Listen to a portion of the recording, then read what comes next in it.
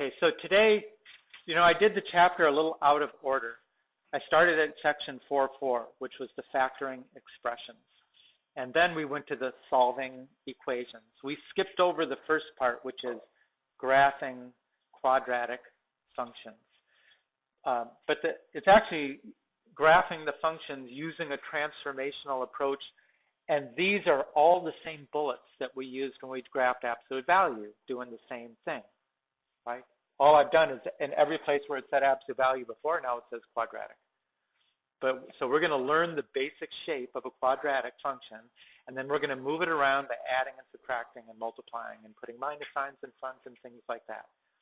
So all of that works the same way. Kind of like conjugating a verb in Spanish or something like that, right? Once you know the base verb, then how it conjugates is always the same. You don't want to look at it as a new thing. It's kind of the same thing. So just to compare, right? We know what the shape of absolute value is, right? It's a V, right? And the parent function was the y equals the absolute value of x, and it was a V, right? What did we call the point of the V? The vertex, right? And it's at the origin. If you look at the parent function, y equals x squared, right? Just that basic x squared function. That's the shape of that. It's not a V. How would you describe it?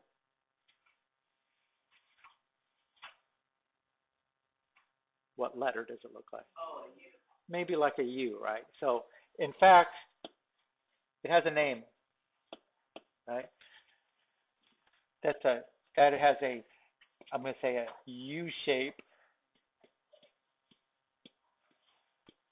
right? It's a parabola, P-A-R-A-B-O-L-A.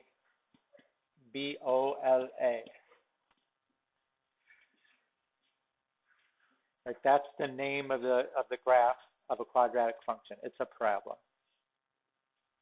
And just like the absolute value of V, we call this point on the parabola is the vertex.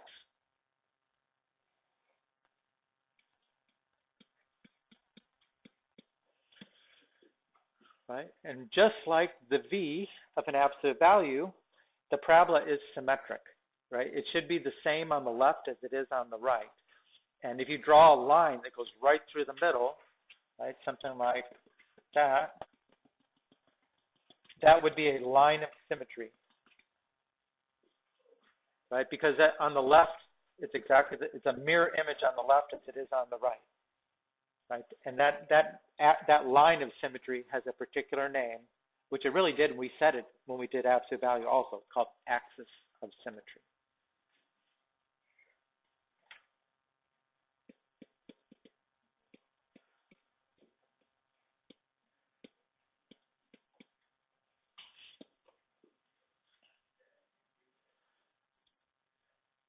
Okay.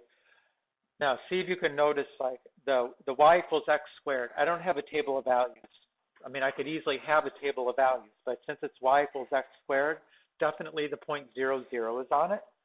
And then the point at x equals 1, 1 squared is 1, so it goes 1, 1. At x equals 2, 2 squared is 4, so you're up here, right? And because when you square a negative, you get a positive, at x equals negative 1, y equals 1. At x equals negative 2, y equals 4. Right? That's the standard shape. That's how fast the regular squared function goes up on either side. Again, it's symmetric. We would expect if there's a point 2 to the right, there's got to be a point 2 to the left. If let's say I go up to y equals 2, right? That point looks like it's in between 1 and 2 to the right, a little closer to the 1. If you go to the same side, on the other side, it'll be a little bit more than negative 1. There you go. Everything's got to be exactly opposite.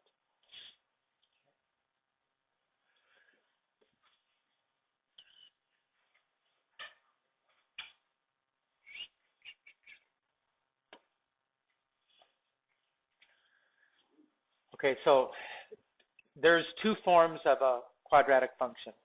And we're only doing the first one, the one that's in section 4.1. There is another section about graphing that we're not going to do because it's not in the SOLs. And we're doing the one that's called vertex form. The other one is called standard form. That's just the ax squared plus bx plus c. You actually have already been dealing with it as an equation, as expressions, but we won't deal with it as a function. Right? And you can think of this f of x. Remember, f of x is functional notation, where the f of x is interchangeable with y. Right? You could say that is like y equals a times x minus h squared plus k. Okay, how many letters do I got floating around there? 1, 2, 3, 4, 5 letters, right? 2 of them are variables. Which are the variables?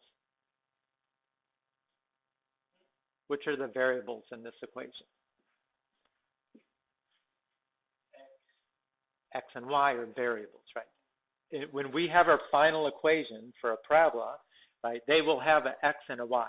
The a and the h and the k are constants that will be filled in as we do the problem, right? We don't know what they are now, but when we have our parabola, we'll know what they are. We'll fill them in. Right? The hk, right? H is the x coordinate of the vertex. K is the y coordinate of the vertex. So the point h comma k is the vertex.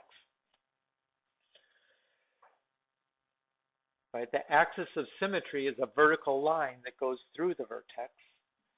So since a vertical line is named by going x equals a number, right, then what number does it have to equal? Well, if it goes through the vertex, it better equal the h, whatever the h is. These are the same. That's not a coincidence.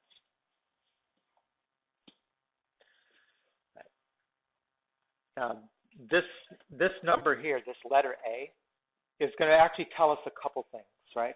The first thing is, by its sign, if it's positive, that means our parabola will open up, right? It'll be like y equals x squared. The parabola opens upward. And if it's negative, that means it'll be flipped. It opens down, which is actually something we already did that with the absolute value. We knew that when we put a minus in front, it flips it across the x-axis. Same thing. Okay. Right. So how it transforms the function when we add or subtract inside the function and add or subtract after the function works exactly the way that it did with absolute value, and we'll go over it in a second. But one thing we didn't do with the absolute value that we're going to do now, which is too hard to avoid, I avoided it for the absolute value, but I'm not going to avoid it here, is what happens if that letter A is actually not a 1? What if you're multiplying the parentheses by a number that is not 1? How does that change the graph? So that one we need to address like a kind of a new thing. The other stuff is same thing.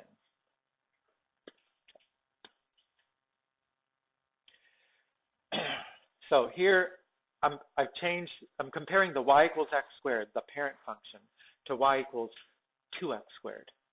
Right? I'm just letting that one thing change. So we know everything that's different about those two graphs is because of the 2. Right? And what I'm showing here, there's in the calculator, right? The y equals x squared is on line 1. And you can notice that in the left margin, it's got a thin line.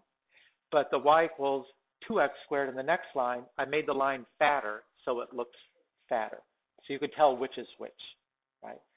And the table of values, right, it's got all the x coordinates there, and it's got 2 columns for y coordinates. The first is for the x squared, the second is for the 2x squared.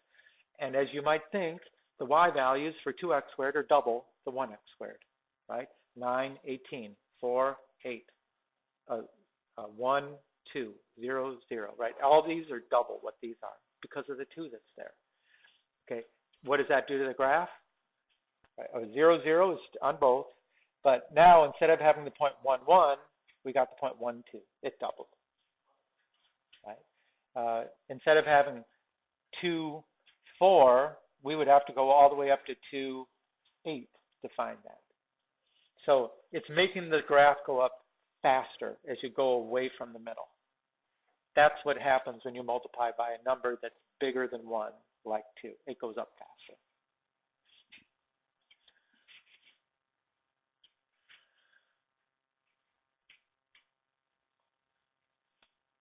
And that's not the graph from your calculator. I did that in different software so you could see the grid behind.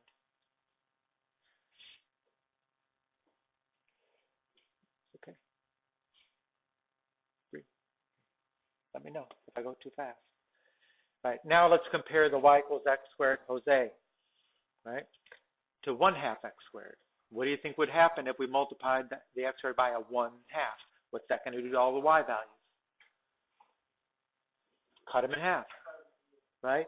So here the 9 becomes a 9/2. The 4 becomes a 2. The 1 becomes a 1/2, right? And as far as the graph goes, look, now instead of going to 1, 1, it's going to 1, 1/2. Right? Instead of going to 2, 4, it's going to 2, 2. So it's making the graph go up slower as you go away from the vertex. Like that's the effect of multiplying by a number which is not 1. Right? If it's 1, you don't even see the 1, and then you got that. Right?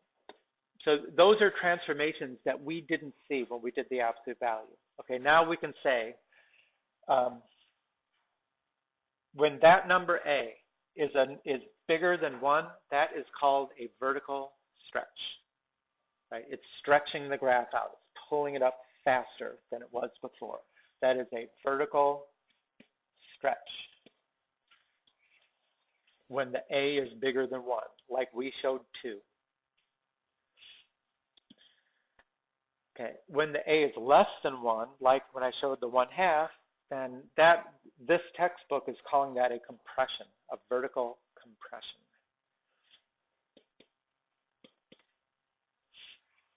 Other books don't call it that. They call it a shrink. They call it a stretch and a shrink.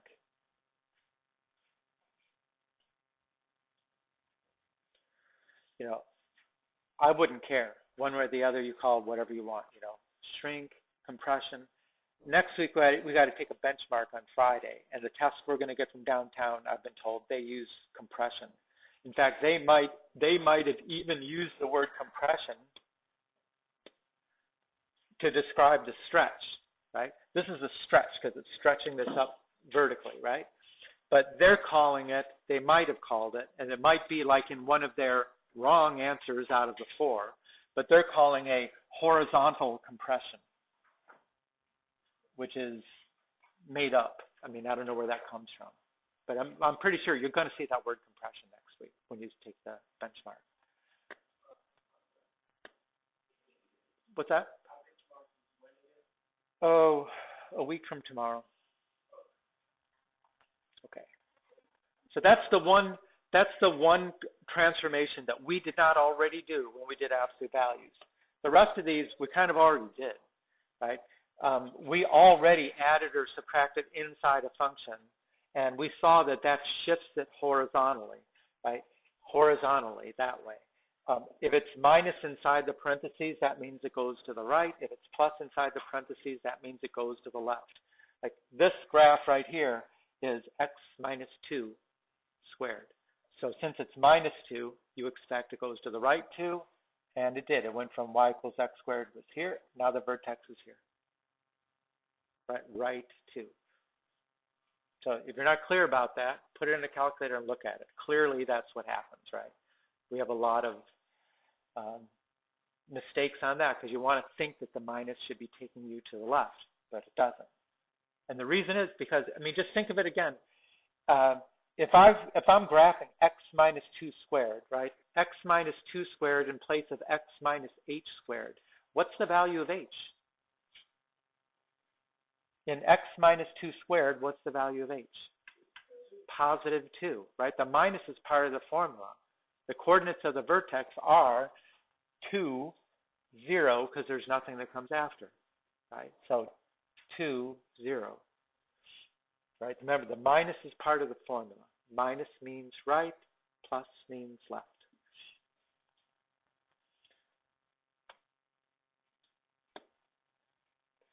Okay, if we add or subtract afterwards, we use k to represent that, right? That's a vertical shift, up or down. Plus means up, minus means down. right? I graphed here x squared and x squared plus 3, right? And you can see what happened to the graph. Went from having a vertex at the origin, and now it's up 3.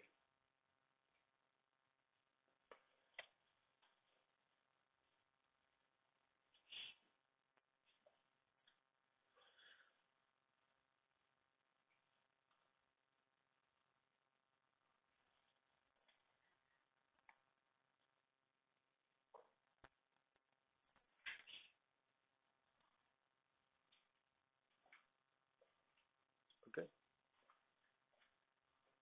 Chandra, okay. Okay. Then the last is what happens when you stick a minus in front. It flips it, right? So here's the y equals x squared. Here's the y equals negative x squared. You know, look what happens when you put the minus in front. All the y values just flip their sign, which means when you plot the points, they're below the middle instead of above the middle. So a minus in front is a flip, or I think in the book they call reflection in the x-axis. Either one is okay.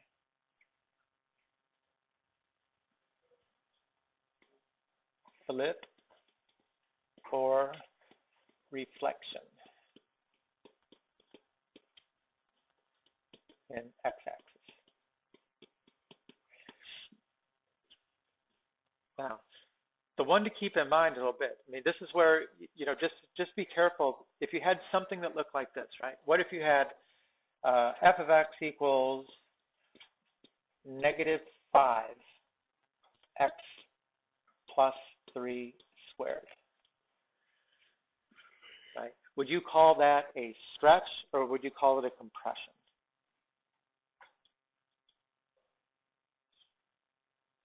What would you call that a stretch or would you call it a compression? Okay, and that's where you don't want to call it a compression, right? Think of the effect of the minus sign. It has its own effect, right? We're not going to say negative 5 is less than 1, therefore it's a compression. Instead, we're going to say the negative flips it and the 5 stretches it, okay? The negative is the flip part. Then we don't also include it in the part that says stretch or compress. So it's going to stretch it down. Because of the minus, it'll be down. But don't think, it's really, if you get technical about it, when you have this thing here, it's actually supposed to be when the absolute value is greater than 1, when the absolute value is less than 1. So, you know, the absolute value of negative 5 is 5, so it's a stretch. Okay. It's still flipped because of the negative. Okay. Oops. Now, this is probably the more complicated slide on here, right? But it is getting at a lot of things. Some of the things that I think you're going to get next week, that you'll see the terms and you may think, we never talked about that at all. So we'll start to introduce some of these concepts here, which is, okay, here's 2 different parabolas. This is what a parabola looks like when the a is greater than 0. It opens up, right? This is what the parabola looks like when a is less than 0. It opens down. Right? The bottom or the top of the parabola is the vertex, right? The vertex has the coordinates of HK, right? Whatever, it's HK. HK. Right? The axis of symmetry, right, will be x equals h. If it's a vertical line going through the vertex, then x equals the h.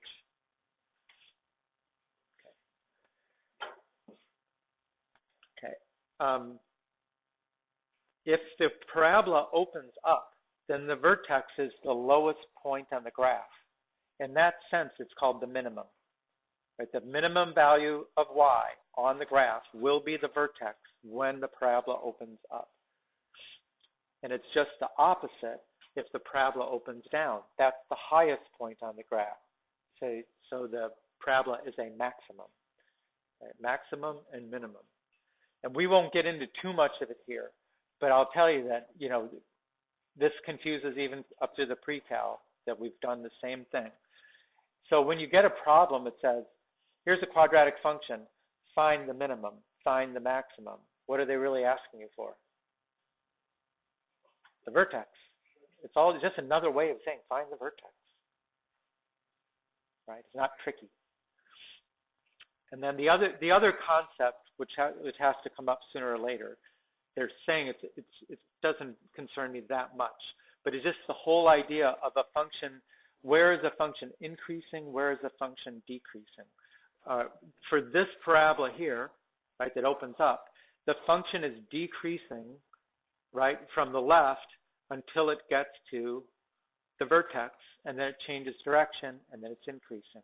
You call that decreasing and increasing, right? On the parabola that opens down, it's exactly the opposite. It's increasing until it gets to the maximum, and then it's decreasing.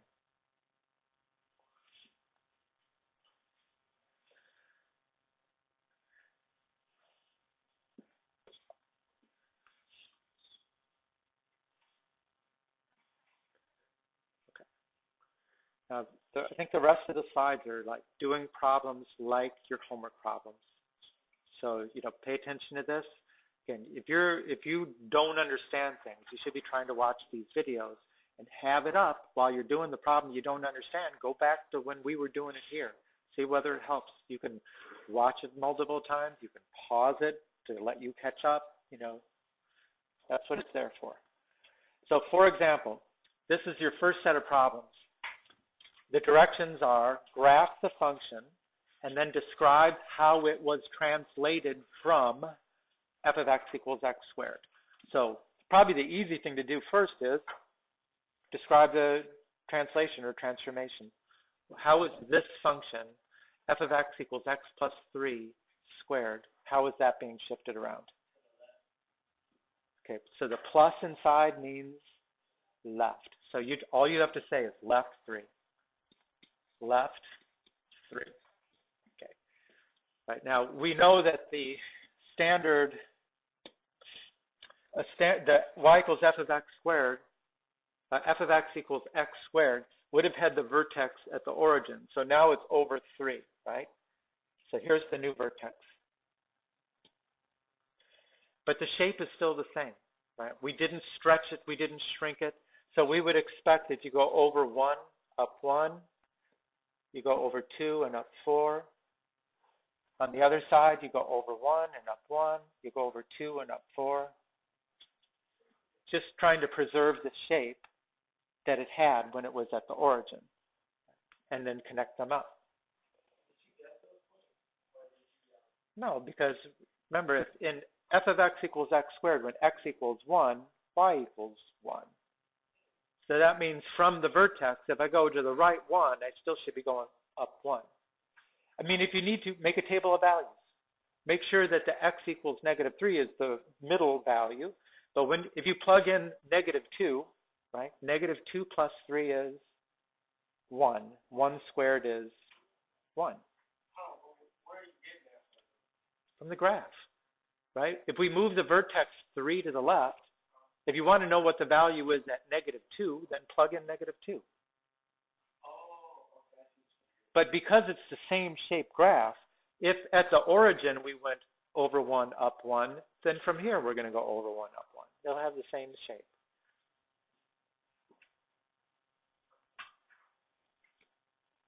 There. This pen sometimes doesn't catch.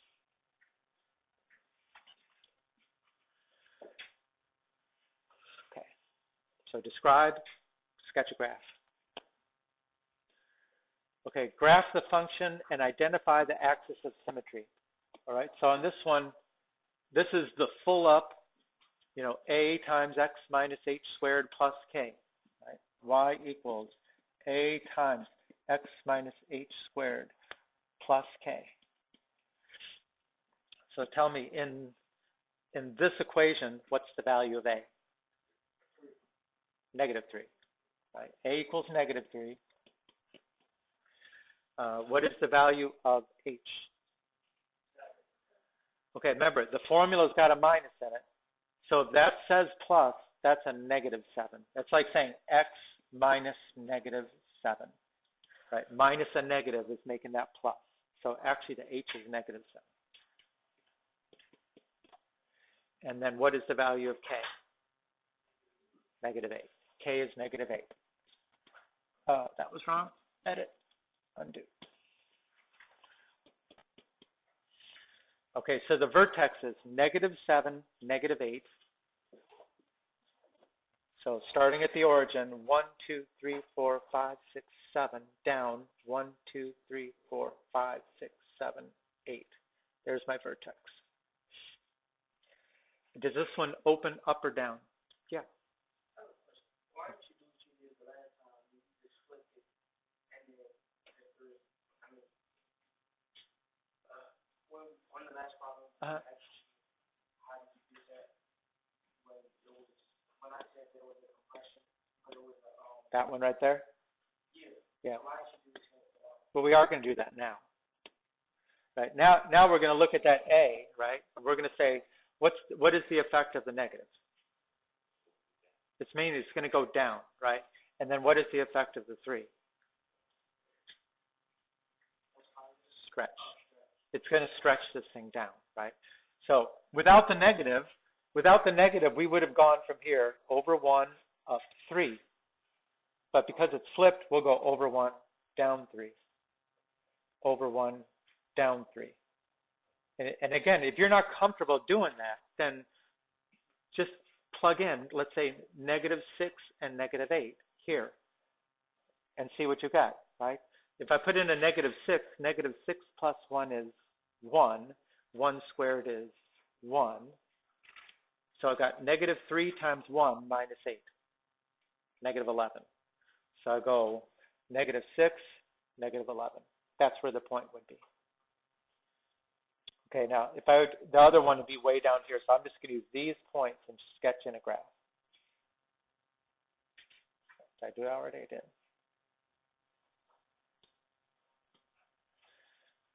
Okay, now it also said identify the axis of symmetry. So where should I draw the axis of symmetry? Straight down the middle, right? I mean, I drew a really bad U there, didn't I? But that's the axis of symmetry. What's the equation for it?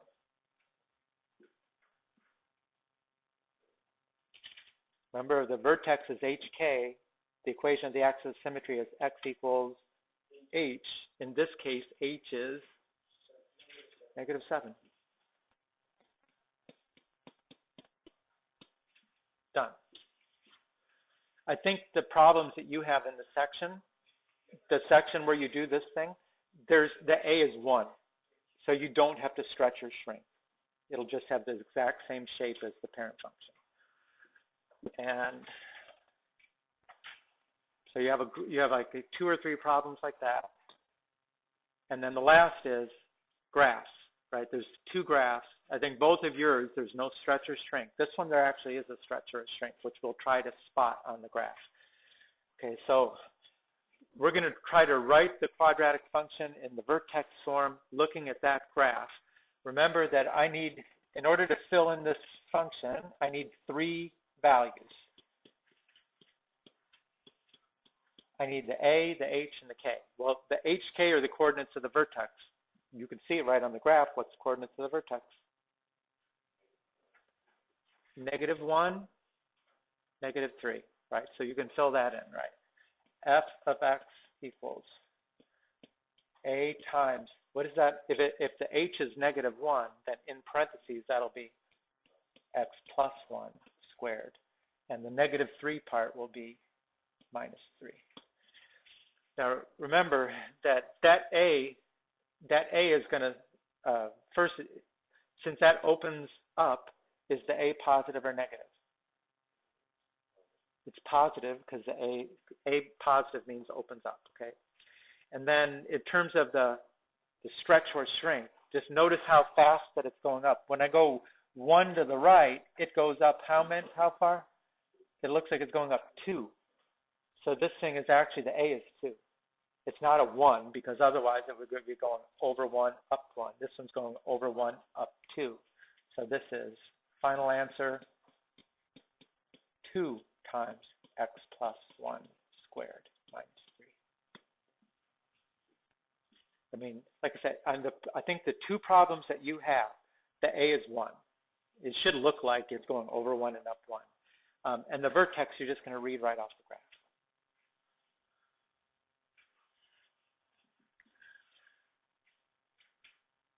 Right, so that's graphing quadratic functions by transformations, using the transformational approach.